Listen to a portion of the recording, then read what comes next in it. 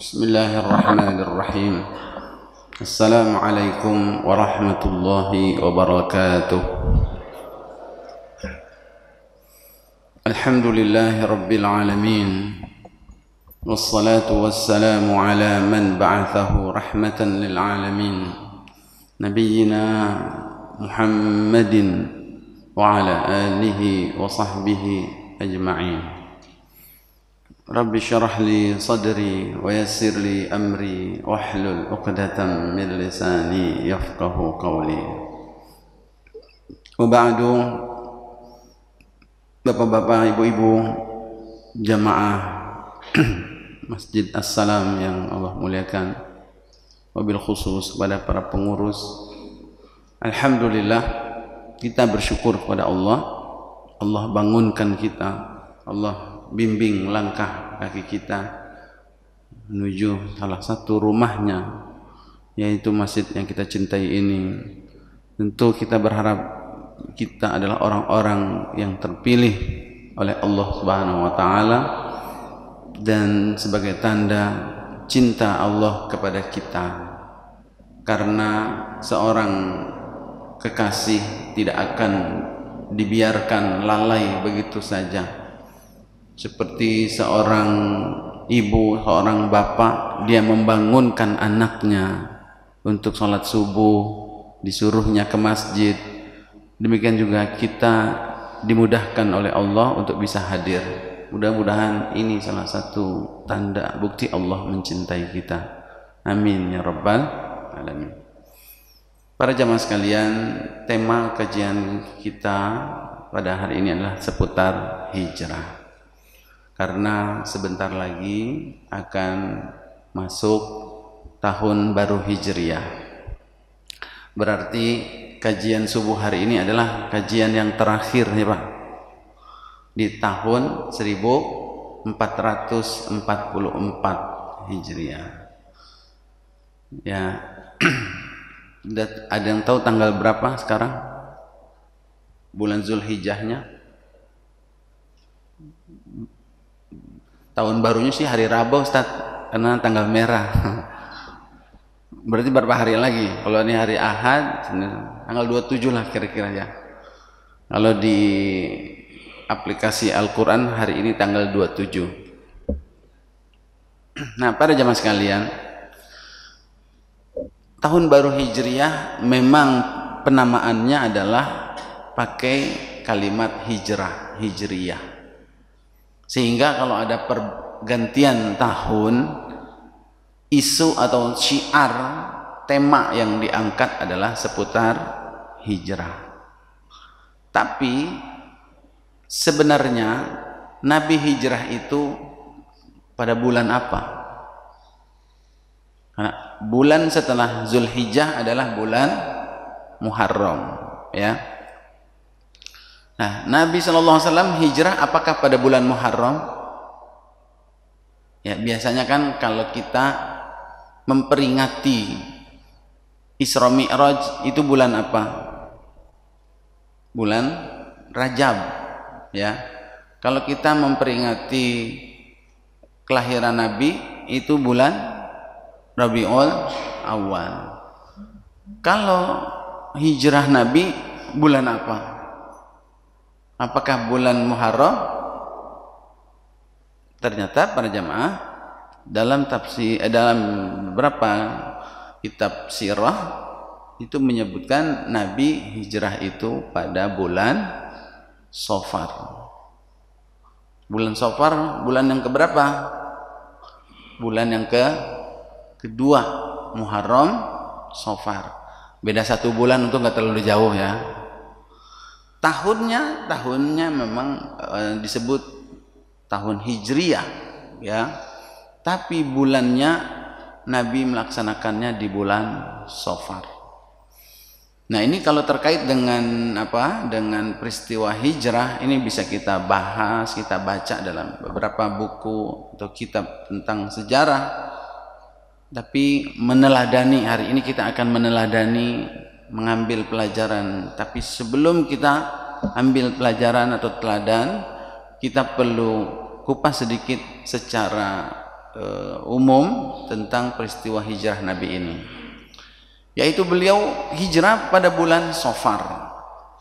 Bulan Safar di tanggal 27 menjelang akhir bulan Safar beliau keluar untuk hijrah pindah ke kota Madinah. Hari apa itu Nabi hijrahnya? Ternyata Nabi hijrahnya keluarnya di malam-malam dan namanya Lailatul Jumu'ah, di malam Jumat.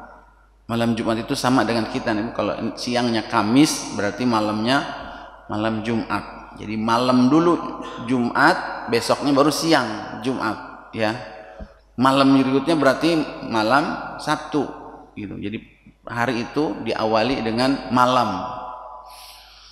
Nah, Nabi keluar, ya, dari kota Mekah ke kota Madinah berapa jaraknya?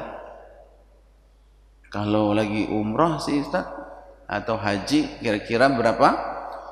Kalau dalam salah satu sumber itu ada yang mengatakan 420 km. Kalau kita keluar tol dari sini, tol Semanggi, 420 km itu sampai mana? Semarang. Nah, itu jarak kira-kira yang ditempuh oleh Nabi berjalan kaki. Kira-kira berapa hari butuh para jemaah? Kalau kita sekarang praktekin, berapa hari? Dari sini jalan kaki ke Semarang. Kira-kira aja, belum ada yang nyoba kan? Kalau naik mobil udah ada yang nyoba, naik motor sudah nyoba, jalan kaki belum ada yang nyoba. Lomba jalan kaki dari Jakarta ke Semarang, kira-kira ada yang mau daftar gak? Hadiahnya umroh, haji, ada yang mau daftar? Hadiahnya 10 juta. Ya, mungkin ada juga kali ada yang ngomong. Cuma takutnya hadiahnya 10 juta sampai sono sakit, masuk rumah sakit biayanya 20 juta. Nah, para jamaah, jadi Nabi waktu keluar itu tidak langsung menuju Madinah. Beliau mengambil jalan arah berlawanan. Jadi kalau Madinah ke sana, Nabi ambil ke sana dulu. Ya, itu di sebuah rumah dan kondisinya genting, kondisinya genting ya, menakutkan karena malam itu Nabi ditargetkan akan meninggal, mati, bahasa kasarnya. Sudah dikepung rumahnya dan sudah dipastikan gak bakalan bisa lolos malam itu. Maka di dalam rumah itu ada Nabi, Abu Bakar dan sahabat Ali bin Abi Thalib. Kenapa sampai mau dibunuh sih Ustaz?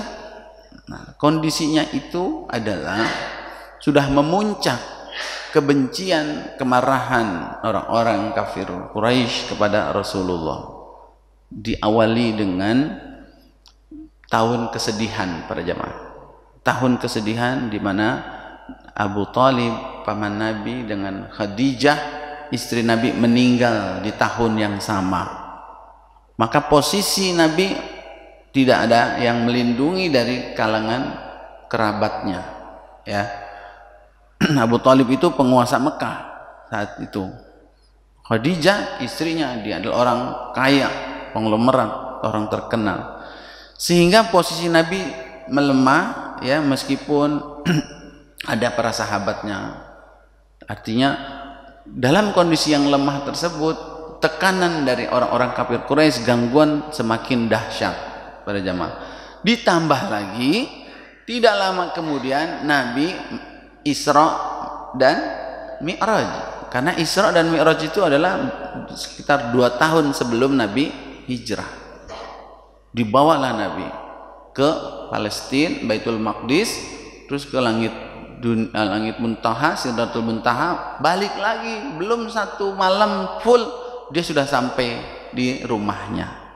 Jadi perjalanan yang masuk di akal nggak masuk di akal kalau pakai akal, ya, apalagi saat itu tidak ada kendaraan yang cepat. Bayangkan Bapak Ibu sekalian, dalam kondisi Nabi dibenci, Dalam kondisi Nabi lemah, tiba-tiba dia menyampaikan bahwa semalam saya ke Baitul Maqdis, Palestina, terus ke langit, terus sudah balik lagi malam itu.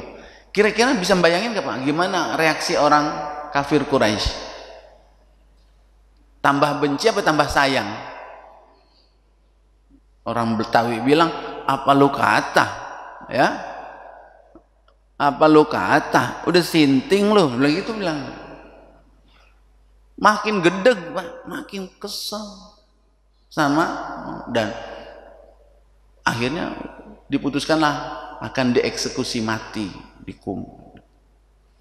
Nah, akhirnya dengan izin Allah Subhanahu wa taala, Nabi bisa keluar dari rumah tersebut tidak terlihat oleh orang yang melihat. Itu tentu dengan izin Allah. Gak kelihatan. Ya, begitu keluar udah ketahuan, udah nggak ada di dalam rumah. Mana Muhammad? Ternyata yang ada di dalam tempat tidur itu adalah sahabat Ali. Kejar, ya, kejar. Orang kan mikirnya ke arah, kalau Madinah ke sana. Nabi mau ngelabui ke arah sana, mau mengelabui, mau kemana dia pergi sebenarnya. Dan saat itu yang dituju oleh Nabi adalah pertama kali ke gua Sur. Jadi malam itu Nabi menuju ke gua Sur untuk bersembunyi. Nah, dalam hitung-hitungan keamanan, dalam hitung-hitungan dunia intelijen, dunia militer, Nabi itu pun meskipun berhasil keluar dari rumah itu, sulit rasanya Nabi itu bisa selamat sampai Madinah. Kenapa sulit? Karena Mekah dahulu bukannya hutan, nggak bisa gerilya ngumpet kayak di Indonesia, ya, di hutan bisa, padang pasir pada zaman. Kedua, orang Mekah semuanya sudah dikondisikan cari Muhammad, dan bagi yang bisa membawa Muhammad hidup atau mati dapat hadiah 100 ekor unta. 100 ekor unta itu harganya berapa? Miliaran Pak, miliaran. Kalau satu unta aja 50 juta, kali aja 100, miliaran. Semua orang tergiur, maka semua orang satu kota itu akan mencari Muhammad. Kira-kira ada nggak kalau kita jadi Nabi Muhammad, ada nggak jalan keluar kita mau lolos dari Mekah? Nggak ada mobil, nggak ada helikopter. Kalau sekarang bisa dibawa helikopter, naik langsung keluar sejauh-jauhnya, dia lari pasti bakal bisa dikejar. Tapi lagi-lagi dengan izin Allah, Allah Al-Hafiz, Allah Maha memelihara, dijaga oleh Allah. Masuk ke gua Sur malam Jumat itu, dia tidur di gua tersebut. Berapa lama? Karena dicari, semua orang-orang kafir Quraisy itu mencari sebelum dia jauh. Jangan biarkan sampai dia ke kota Madinah. Maka di dalam gua Sur itu beliau 3 hari. Ya, selama di gua Sur itu beliau 3 hari, malam Jumat, malam Sabtu, malam Ahad. Dan itu pasukan yang mencari, pasukan orang Quraisy itu udah di depan guanya kecil. Yang terkenal kecil yang sampai ada disebutkan di dalam Al-Quran surat At-Taubah, ya, rasa takut khawatir Abu Bakar karena saking dekatnya dia jalan, kakinya itu kelihatan.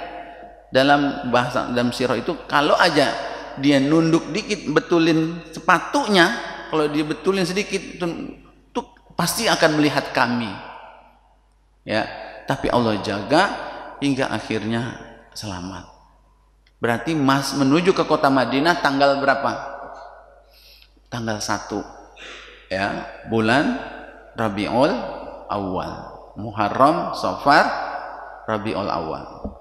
Tanggal 1 berangkatlah dia berjalan kaki dan sampai di Kuba, ya, belum sampai Madinah, belum sampai ke kota Madinah. Di Kuba kita sering kalau umrah itu turun di Masjid Kuba, ya. Beliau sampai di sana tanggal 8 Rabiul Awal. Berarti perjalanannya ke Kuba itu 8 hari. Mungkin wajar 8 hari karena medannya adalah padang pasir dan keadaannya, kondisinya sedang mencekam, ketakutan, perbekalannya juga terbatas, sehingga itu yang menyebabkan sampai 8 hari baru sampai. Beliau membangun masjid di Kuba, baru kemudian setelah bermalam beberapa lama di Kuba baru melanjutkan ke Madinah, dan sampai di kota Madinah itu tanggal 12 Rabiul Awal. Sampainya ke Madinah tanggalnya sama dengan tanggal dilahirkannya Nabi, 12 Rabiul Awal. Nah, kira-kira para jamaah, kalau sejarah bisa kita baca, bisa kita lihat, ada beberapa versi mungkin juga, tapi yang kita ingin ambil pelajarannya adalah meneladani hijrah Nabi Shallallahu Alaihi Wasallam. Kira-kira para jemaah, kenapa Nabi hijrah? Kalau kita bertanya-tanyakan kenapa Nabi Shallallahu Alaihi Wasallam hijrah, mungkin yang jawabannya adalah karena mau dibunuh. Ada jawaban yang lain, karena mau menyelamatkan iman, mau membela Islam. Ya, ada jawaban lain lagi, yaitu diantaranya adalah mau memerdekakan kota Mekah, Ka'bah yang saat itu dipenuhi dengan patung-patung. Ya, di kota Mekah itu jahiliyah dan nilai kesyirikan itu penuh merajalela. Nabi Shallallahu Alaihi Wasallam berdakwah memperbaiki kota Mekah, ternyata tidak stagnan, tidak berkembang, justru keadaannya semakin genting, semakin buruk, sehingga Makkah sudah sulit untuk berdakwah, tidak kondusif di dalamnya.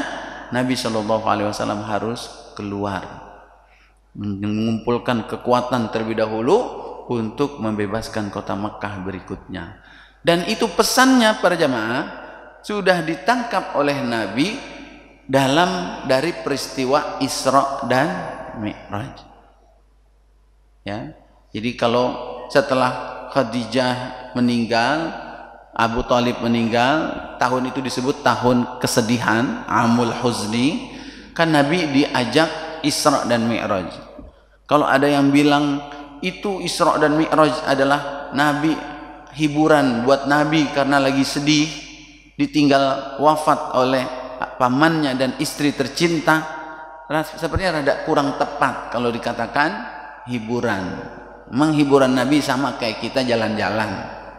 Nabi hiburannya cukup dia sholat udah terhibur, dia zikir sudah terhibur, ya, baca Quran dia sudah terhibur. Ternyata itu adalah message, itu adalah pesan bahwa Isra dan Mi'raj itu kode bahwa Nabi harus keluar dari kota Mekah dan diperkenalkan di sana ada sebuah tempat suci juga, tempat mulia yang bernama Al-Aqsa, yaitu Baitul Maqdis yang ada di Palestina. Kamu harus tahu itu. Dan saat itu juga sedang dikuasai oleh orang-orang kafir. Kamu harus rebut itu. Kamu harus merdekakan juga. Ya, pesannya dia untuk berdakwah keluar yang lebih luas. Kamu ini dinanti-nantikan. Islam ini dinanti-nantikan. Kalau kamu cuma ada di Mekah saja, terkungkung di Mekah saja, bagaimana mungkin kamu akan menyebarkan Islam yang lebih luas? Maka pesan itu kemudian ditangkap oleh Nabi SAW. Dia harus keluar. Tapi apakah gampang para jemaah? Beda antara pindah hijrah dengan pindah. Kita pindahan, ditugasin kerja dari Jakarta pindah ke Surabaya, itu namanya pindah. Ya, lain nyari kontrakan, nyari rumah di sana. Kalau hijrah itu para jemaah dia membawa agama. Kalau di Mekah saja ditolak, ibaratnya kampung halaman dia, tempat dia lahir, mengusir dia, kira-kira dia mau bawa ke daerah lain, diterima enggak? Orang lain pasti akan nanya, ente ngapain pindah ke kampung aneh? Diusir sama penduduk sendiri. Kok bisa diusir sama penduduk sendiri? Ente bawa apaan emang? Gak gampang para jamaah. Maka Nabi harus mengkondisikan terlebih dahulu tempat di mana Nabi mau hijrah, yaitu kota Madinah. Sudah dikondisikan oleh Nabi, nggak datang ujuk-ujuk pindah. Jadi prosesnya itu sudah 1 tahun 2 tahun sebelumnya Nabi SAW sudah membaiat penduduk kota Madinah yang datang ke kota Mekah mau haji. Itu didakwahi oleh Nabi, masuk Islam beberapa orang, nilai apa, ada belasan orang masuk Islam. Dibaiat sama Nabi, diambil janjinya untuk apa? Untuk berdakwah di kota Madinah. Kalau ente pulang ke kota Madinah, ente sebarin Islam, ya pergi masuk Islam lah. Itu dikirim apa, Mus'ab bin Umair, duta Nabi SAW, orang yang akan berdakwah di sana. Maka tahun berikutnya datanglah ke kota Mekah. Dari orang-orang Madinah ini jumlahnya lebih banyak lagi, ya, pengen tahu siapa sih Nabi yang diutus terakhir itu mau masuk Islam.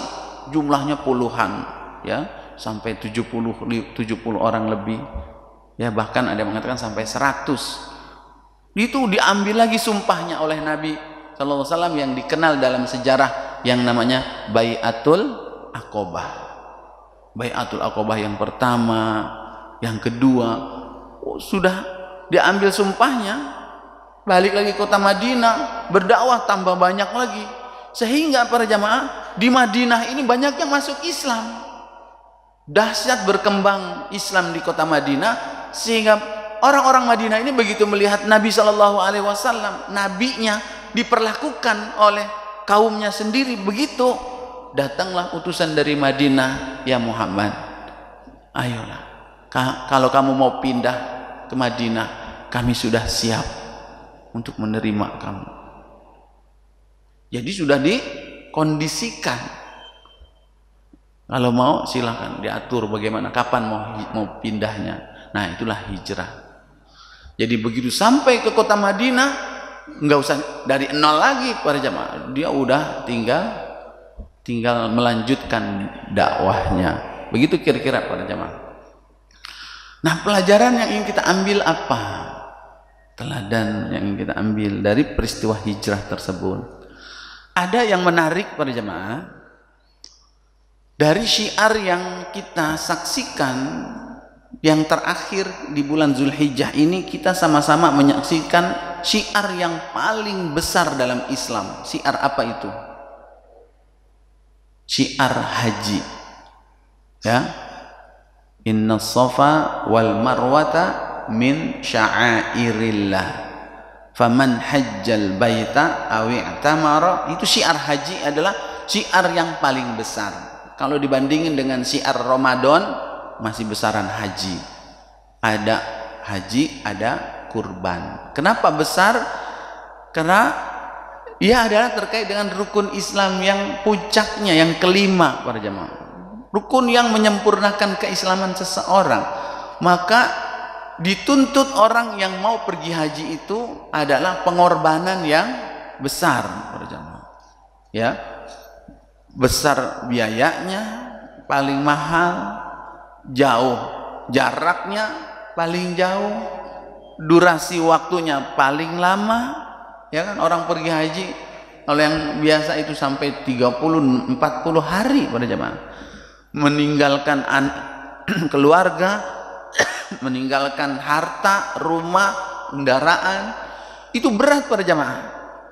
Untuk apa? Untuk menuju Allah Subhanahu wa ta'ala, untuk memenuhi undangan panggilan Allah Subhanahu wa ta'ala datang, sebelum nanti kita kembali kepada Allah yang sesungguhnya ketika kita dipanggil wafat, datang ajal kita. Maka para jamaah, syiar haji ini syiar yang paling agung. Dan kemudian para jamaah, itu sudah selesai di bulan Zulhijjah ini.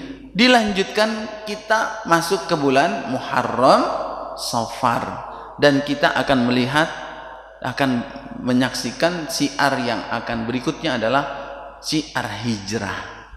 Kita akan diingatkan dengan hijrah. Nah, pertanyaannya para jamaah, apa hubungan antara haji dengan hijrah? Ya, ternyata masing-masing syariat itu para jamaah berkaitan. Ya, seperti umpamanya sebelum haji ada syiar apa? Ramadan, puasa. Bulan Ramadan itu bulan yang ke-9. Selesai Ramadan, bulan Syawal. Bulan Syawal itu adalah bulan pertama Ashhurul Hajj. Bulan-bulan haji itu awalnya adalah bulan Syawal. Syawal, Zulqa'dah, Zulhijjah. Maka siapa yang mau menunaikan ibadah haji, udah masuk bulan Syawal, udah boleh itu berangkat. Ya, kali ada orang yang mau berangkat naik sepeda, ya, kali mau berangkat jalan kaki, ya, ngeteng, ya. Udah boleh dari bulan Syawal. Nah, apa hubungan Ramadan dengan haji, dengan puasa dengan haji? Itu ada hubungannya. Apa? Disyaratkan dalam ayat bahwa ibadah puasa Ramadan itu tujuannya adalah la'allakum tattaqun, agar kamu bertakwa. Kutiba alaikumusiyam kama kutiba alal ladzina min qablikum la'allakum tattaqun. Allah mempersiapkan ketakwaan dalam diri umat Islam melalui syariat puasa. Setelah selesai puasanya, takwanya dapat, maka berikutnya ibadah haji. Dan ibadah haji itu ibadah yang berat, di mana bekal yang paling dibutuhkan oleh sebaik-baik bekal oleh orang yang mau pergi haji adalah takwa. Wa tazawwadu fa inna khairaz zadi at-taqwa. Maka sudah dikondisikan takwanya, tinggal berangkat haji. Maka hubungan puasa dengan haji berdasarkan ayat tersebut jelas. Nah, sekarang pertanyaan saya, apa hubungan haji dengan hijrah? Nah, para jemaah, wallahu a'lam. Hubungan yang pertama, bahwa haji itu ibadah yang paling besar pengorbanannya. Bahkan para jamaah, orang yang tidak pergi haji kan ada syariat kurban, ya, di tanah air. Sebenarnya itu karena memang Ka'bah Mekah tidak menampung. Kalau semua umat Islam pergi haji enggak menampung. Maka yang tidak berangkat haji ada syariat kurban. Nah, muncul pertanyaan, kalau haji berat, kurban sebagai ibadah alternatif, sebenarnya kurban itu semangatnya sama dengan haji, Pak Bu. Jadi ibadah, kalau ditanya mana beratan kurban atau haji, sama.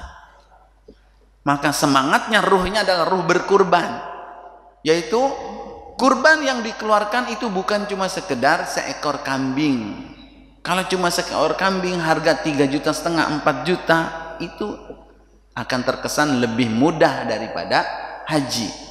Tapi Nabi SAW melaksanakan ibadah kurbannya itu semangatnya semangat berkurban, sama seperti haji.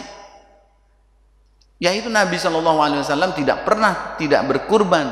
Setiap dalam hidupnya itu setelah menjadi Rasul, setiap tahun itu dia berkurban terus. Dan minimal beliau kurban 2 ekor sapi.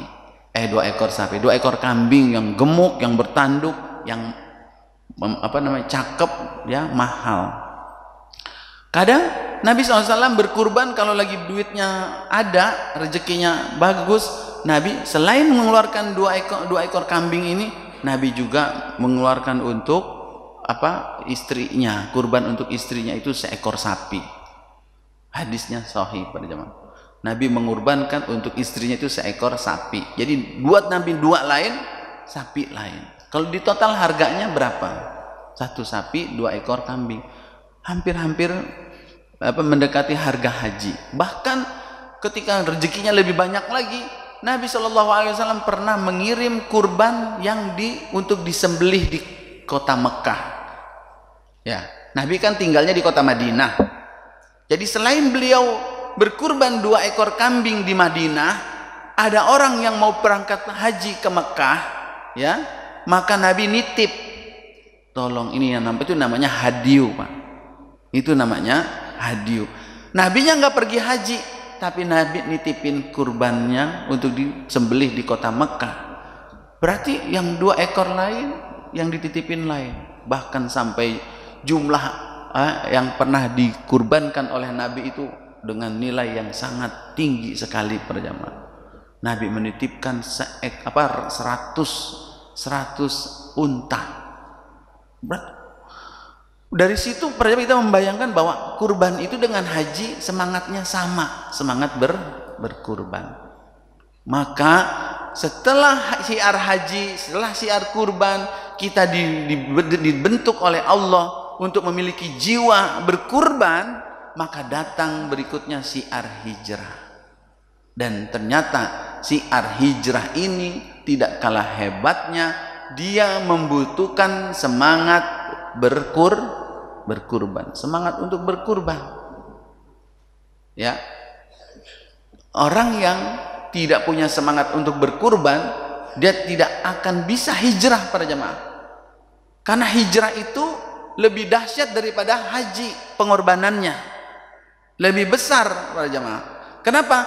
Kalau haji meninggalkan keluarga, meninggalkan harta, meninggalkan tanah air, tapi untuk batas waktu yang sudah diperkirakan, paling sebulan, paling 40 hari, paling 2 bulan dia tinggalkan, tapi dia balik lagi ke tanah airnya.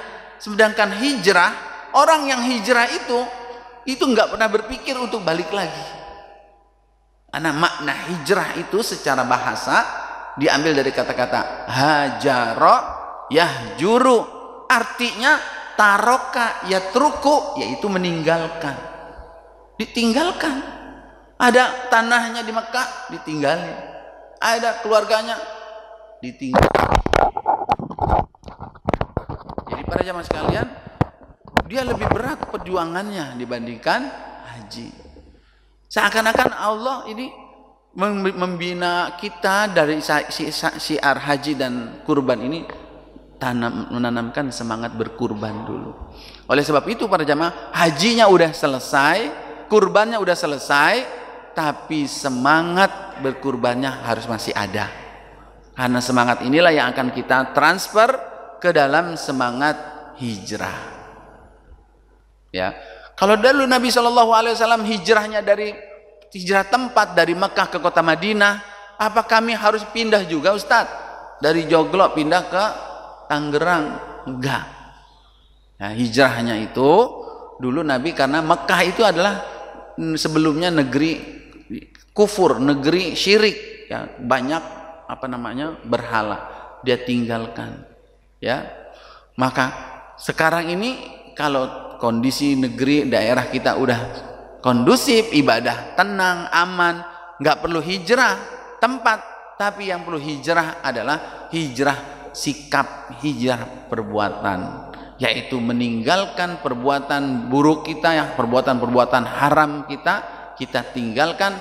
Hijrah, kita buka lembaran baru ini dengan amal-amal soleh. Itu adalah hijrah. Taubat dari perbuatan-perbuatan dosa kita sebelumnya, maka diganti ya dengan perbuatan baik. Itu hijrah. Itu yang bisa kita lakukan para jamaah. Hijrah lingkungan, hijrah teman. Selama ini teman kita umpamanya orang-orang yang suka ngajakin kita berbuat dosa. Saya kalau ketemu dia pasti yang diajakin adalah perbuatan dosa.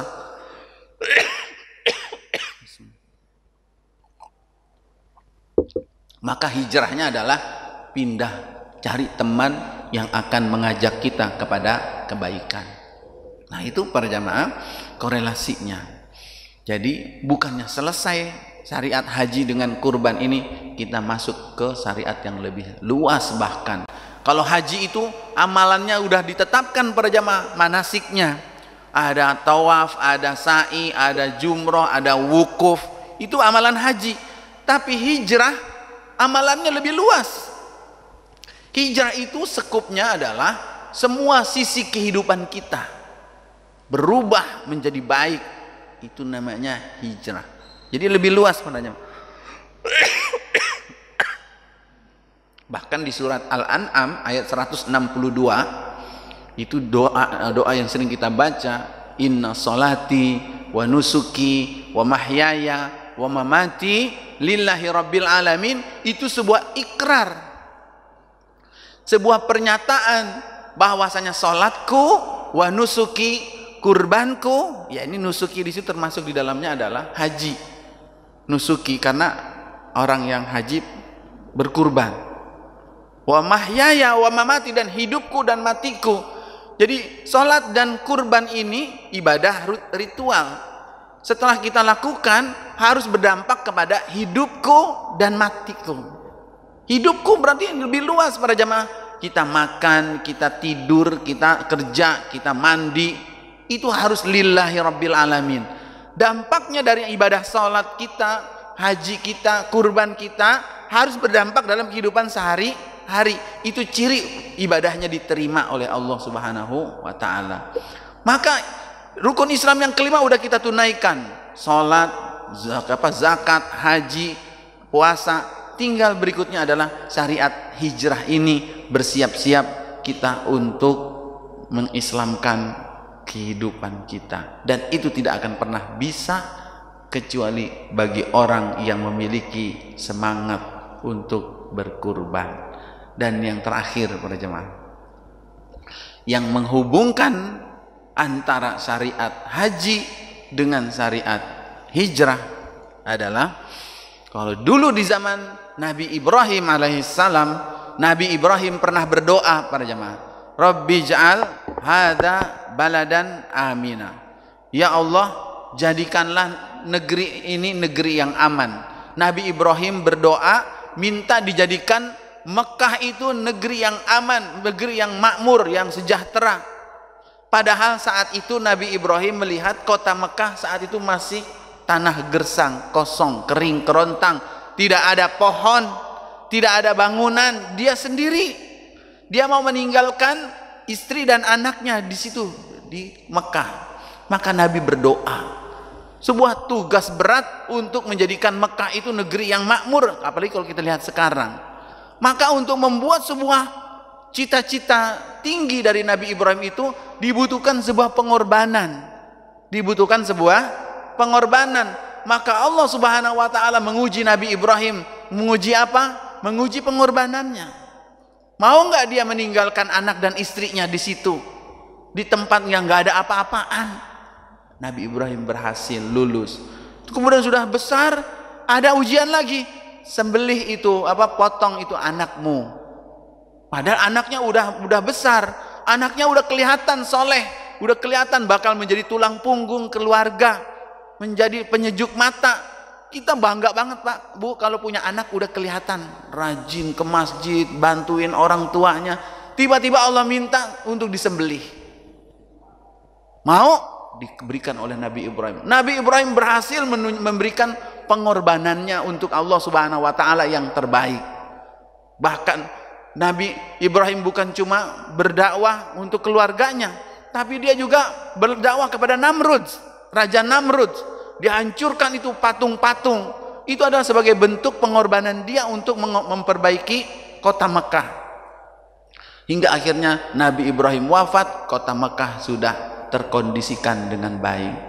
Begitu Nabi Muhammad SAW dilahirkan di kota Mekah, saat itu kota Mekah sudah berubah keadaannya. Negeri yang didoakan oleh Nabi Ibrahim justru banyak patung berhala. Akhirnya apa para jamaah? Tugas Nabi Muhammad adalah untuk mengembalikan keamanan, kemakmuran kota Mekah. Dulu disebut jahiliyah, semua berbagai macam kejahatan itu di kota Mekah terjadi. Tugas Nabi Ibrahim berat, Nabi Muhammad berat, sehingga dia berdakwah di kota Mekah 13 tahun. Ternyata kondisinya semakin buruk, kondisinya semakin genting. Meskipun yang masuk Islam semakin banyak, tapi kondisi Nabi Muhammad terancam. Hingga akhirnya mau nggak dia berkorban? Apa kurbannya untuk kebaikan Makkah? Kamu pergi ke kota Madinah, kamu hijrah, kamu korbankan itu tanah air kamu, keluarga kamu, Bani Hashim, harta-harta kamu, tinggalkan semua, pergi ke kota Madinah. Kota Madinah 420 km, jauh banget. Kita dibikin lomba aja ada hadiahnya, belum tentu pada mau ngikut.